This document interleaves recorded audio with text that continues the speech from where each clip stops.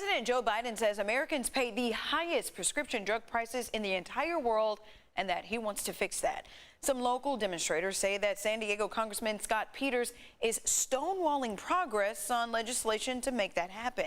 News 8's Richard Allen has Peters' response and more on what this legislation would do.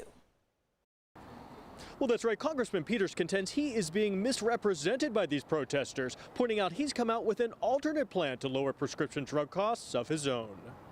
As thousands of commuters headed home Thursday, they were greeted by demonstrators perched on this I-5 overpass at La Jolla Village Drive, charging that Congressman Scott Peters is beholden to the pharmaceutical industry and its campaign contributions.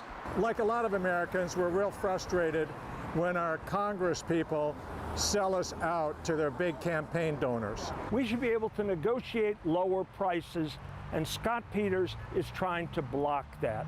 They're referring to Peters' no vote on H.R. 3, one part of President Biden's comprehensive Build Back Better plan. President Biden has made lowering prescription drug costs one of his primary goals, pressuring Congress to pass this legislation, which would allow Medicare to negotiate prices directly with drug companies, which is currently banned by law, would place a cap on how much Medicare beneficiaries pay out of pocket for drugs each year, and would impose a penalty on drug companies that raise their drug prices faster than inflation.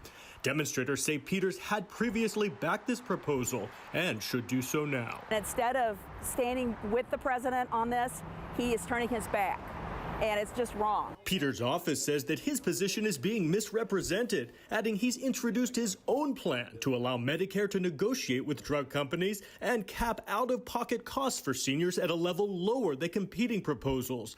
Going on to say, quote, the other plan being pushed by these protesters has been seen before lawmakers twice, and both times failed to get the majority support needed to become law.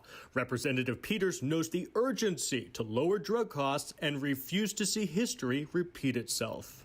And to take a closer look at Peters' proposal as well as the H.R. 3 legislation, just go to CBS8.com, click on the online version of this story.